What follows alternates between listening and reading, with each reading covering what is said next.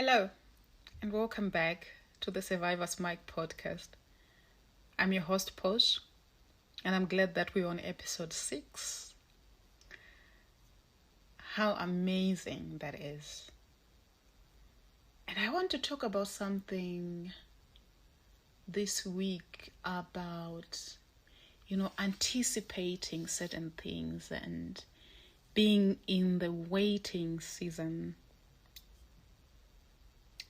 I spoke about expectations, I think it was 2 weeks ago. And last week I focused on love, which was amazing. I think that episode was just very dear to most people's hearts. And I'm glad that it did, it served its purpose, so to say. But I want to talk about, the waiting, the in the middle. You are somewhere between going through life, surviving, anything and everything that you survived. And you are not yet healed either, right? And when we talk about healing, I think this is something we need to talk about at some point. It's not something that says or that claims that everything that has happened to you has been wiped off and can be forgotten. I think that's why people talk about a statement about, forgiving but not forgetting, right? So it's not like something just happens and it wipes your brain off of everything that you have always remembered or known your life to be and survived, right? But you're like in the middle, and I think we don't talk enough about that season because it's almost like a weird season where sometimes you lose yourself. You have no idea who you are because you have like tough days where you're taken back to those memories and those spaces that you don't want to be.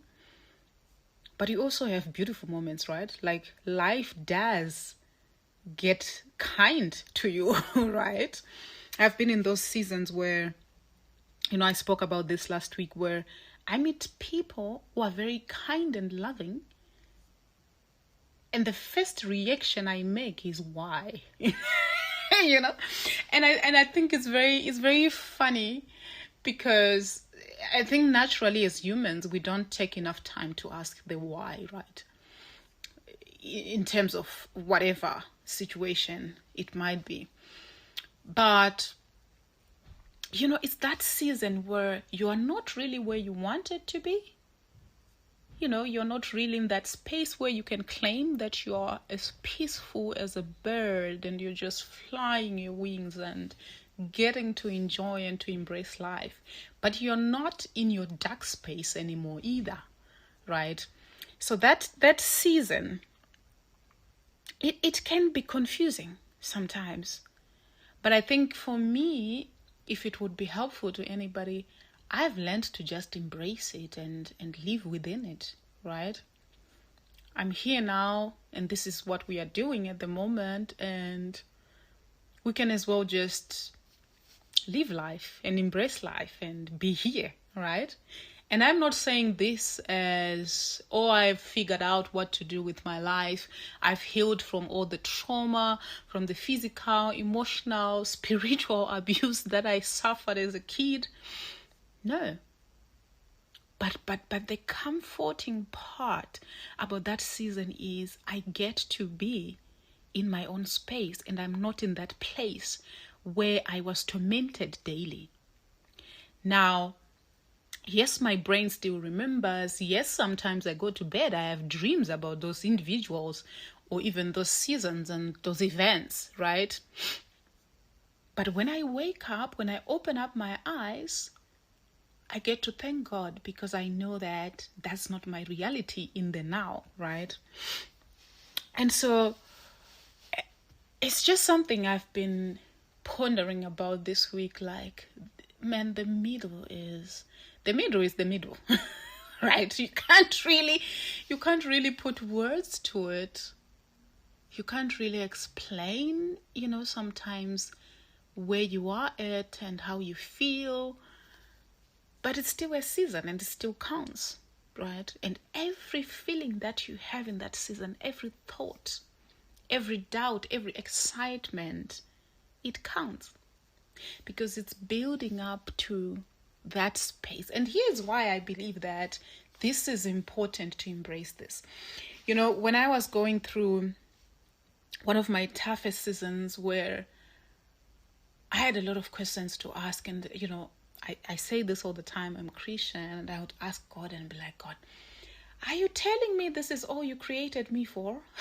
You know, not out of being not grateful, but out of being, I used to have dreams. What happened to them? You know, I'm so demotivated right now.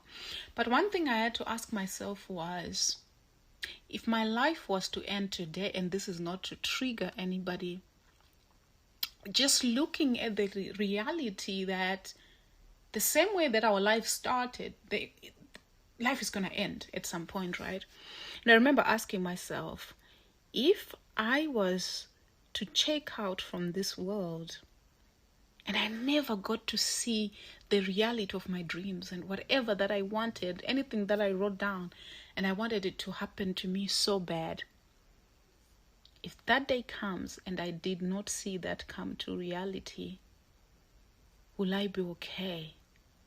And during that time, on that very day where I asked myself that, the answer was no. I will not be satisfied. I will be disappointed, right? But what that does, or what that did, was it began to prepare me. And my answer hasn't moved from a no to a yes, but it's also in the process. It's also in its own middle, right? Of getting to find out what that response is. And as I go through life now, how do I position myself in such a manner that I will be able to embrace life as it comes, right? Even when I don't see that which I've always wanted to see, even if I don't make it to be in that place that I've always wanted to be, I train my brain now to embrace wherever I am at without even knowing whether I'll make it to my destination, if it is my destination at all. Because life is as interesting as it is, we all have no idea where we are going. Literally, we just walk through life and we get to know about our lives through experience, right?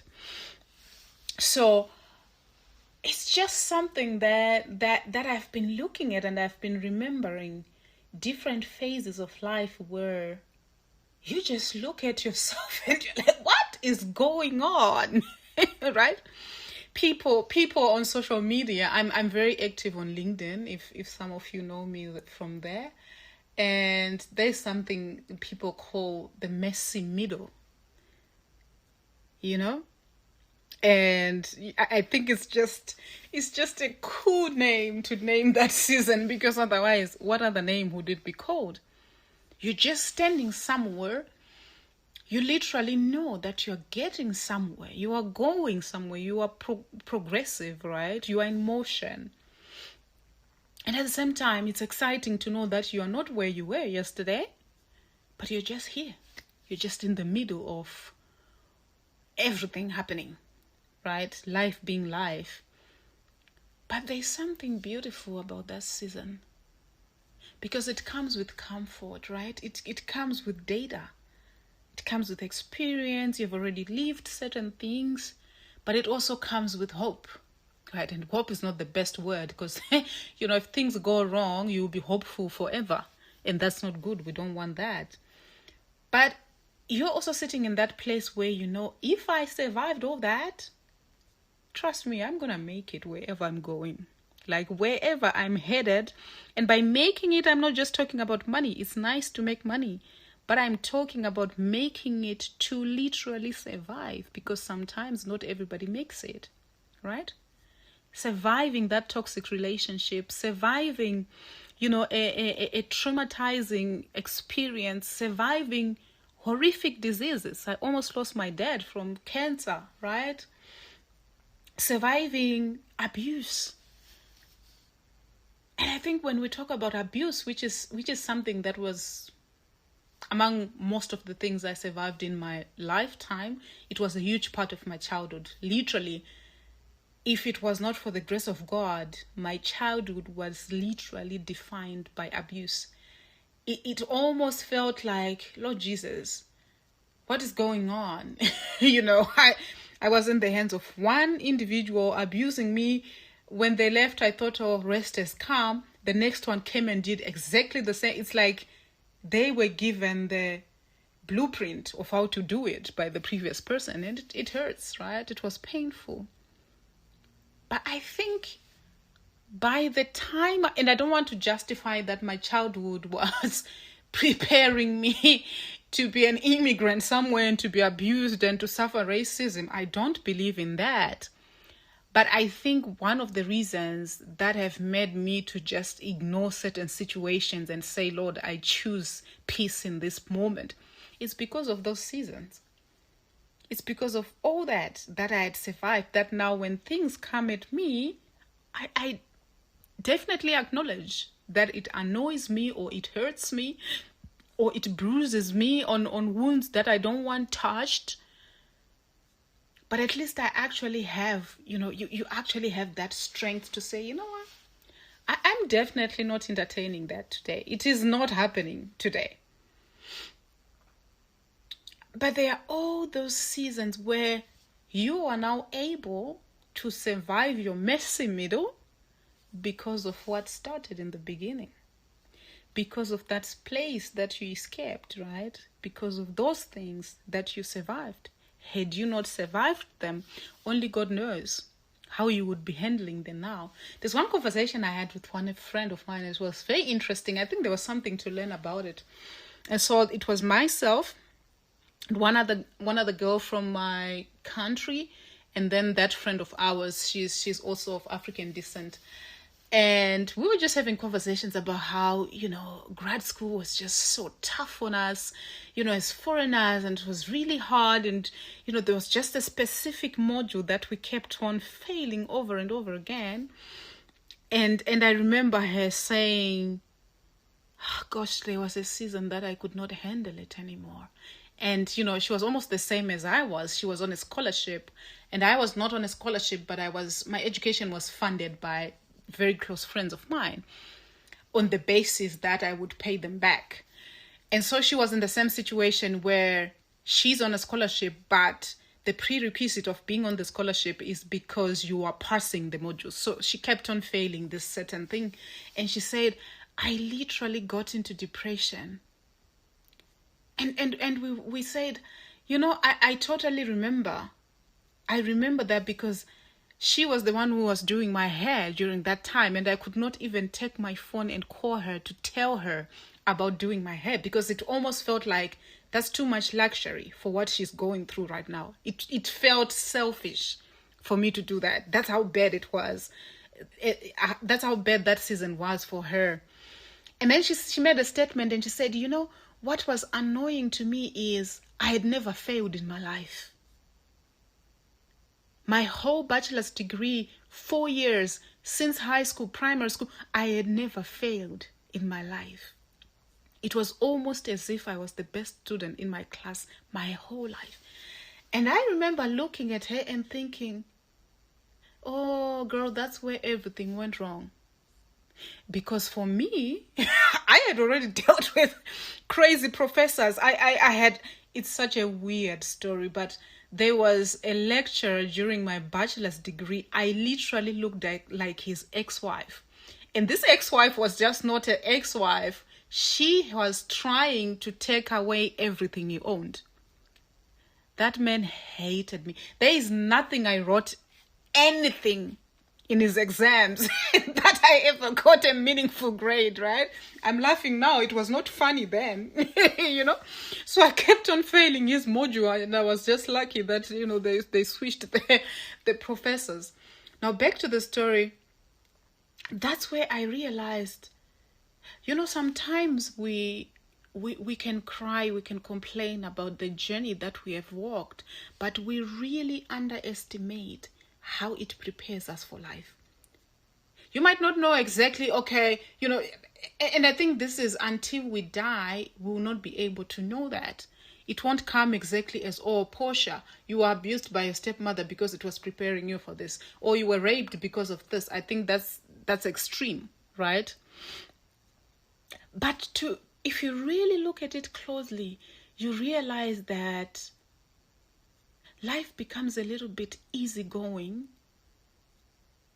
because your head has already recorded that there are certain things that you can handle. Now, do we like that? Most of the times we don't, because I think if we had a choice, we would barely have a tough time in this life, right?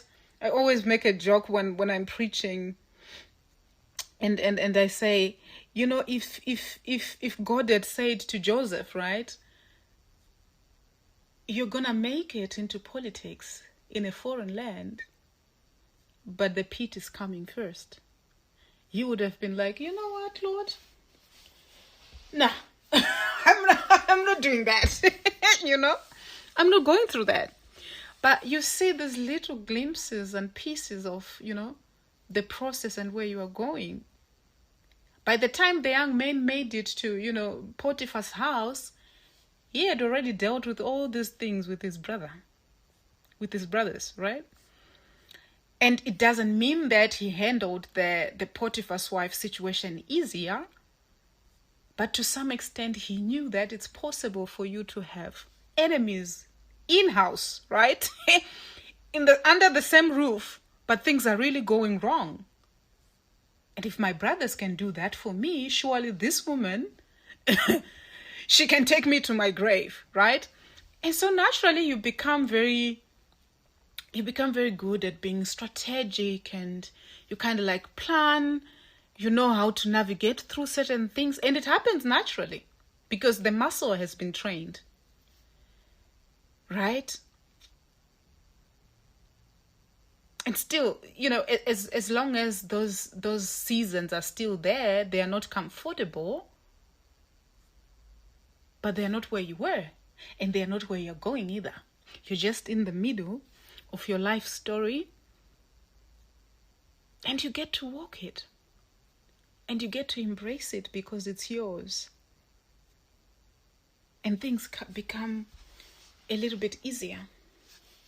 So that's what I wanted to talk about this week. Like, I personally do believe, and I personally think that I'm getting closer to where I've always wanted to be in life. I'm not there yet, but if there's anything I'm grateful of in this life, it's the fact that I'm not in the place that my abuse happened. And there's nothing that forces me to be in that space, because sometimes when you're a child, you don't just wake up and say, oh, I'm packing my bags, I'm checking out, And I think if there's anything that is so traumatizing and painful when it comes to trauma and being abused, it's not having any power to do anything. It's the most, at least for me, it was the most painful thing.